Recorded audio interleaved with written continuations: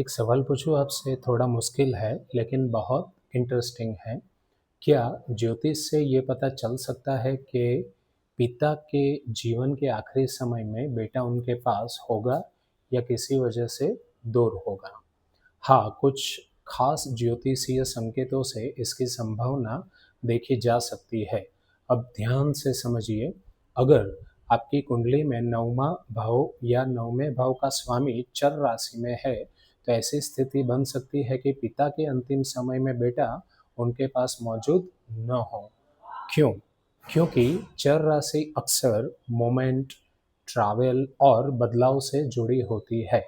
अब दूसरी स्थिति देखिए, अगर 9वाँ भाव या 9वें भाव का स्वामी द्विस्वभाव राशि में हो, तो भी परिस्थितियाँ ऐसी बन सकती है कि बेटा पिता से दूर होता है।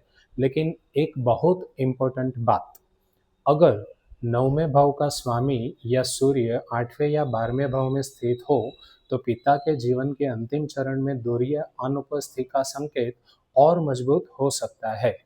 अब शायद आप सोच रहे होंगे, तो क्या इसका मतलब ये है कि बेटा पिता के पास होगा ही नहीं? नहीं, यहीं पर कहानी में ट्विस्ट है।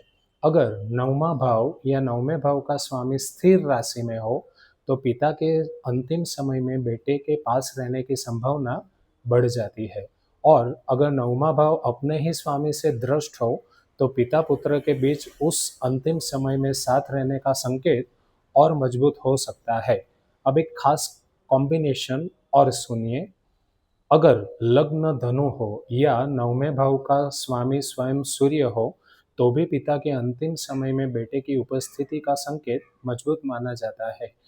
क्योंकि ज्योतिष कभी-कभी सिर्फ घटनाएं नहीं बताता, वो ये भी बता देता है कि जिंदगी के सबसे भावुक पलों में हम कहाँ खड़े होंगे।